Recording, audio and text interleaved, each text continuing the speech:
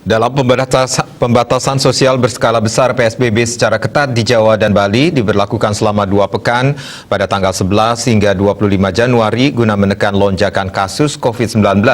Untuk itu, Pelabuhan Penyeberangan Sanur diminta terus mengacu pada prokes serta selalu menghimbau masyarakat agar taat prokes 3M. Terkait PPKM yang akan diberlakukan, Kepala Syah Bandar Sanur Tony Ekbokti mengatakan dalam pelayanan akan tetap mengacu pada protokol kesehatan dan selalu menghimbau kepada calon penumpang, pengantar serta pengunjung yang berkegiatan di wilayah Pelabuhan Sanur agar tetap memperhatikan protokol kesehatan dengan menggunakan masker, mencuci tangan dengan sabun di air mengalir dan menjaga jarak serta menjauhi kerumunan.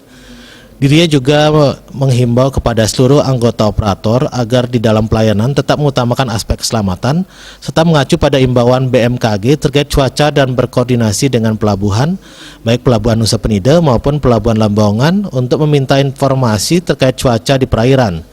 Secara visual juga memantau di lapangan dari segi kondisi jarak pandang dan gelombang.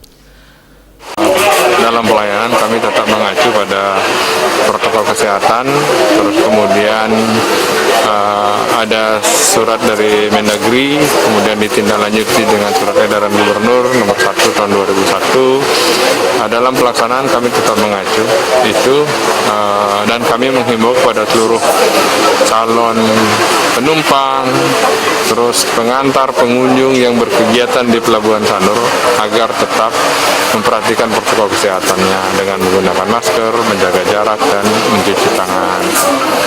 Kemudian terkait dengan kapal-kapal operator yang beroperasi di laut, kami menghimbau kepada seluruh operator di dalam pelayanan tetap mengutamakan aspek keselamatan di atas segala-galanya.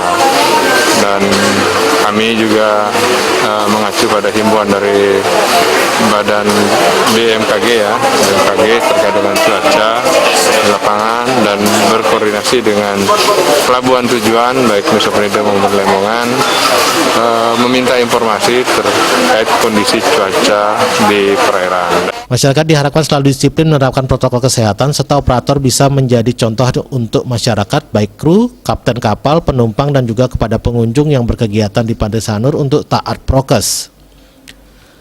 Made Risma, Bali TV.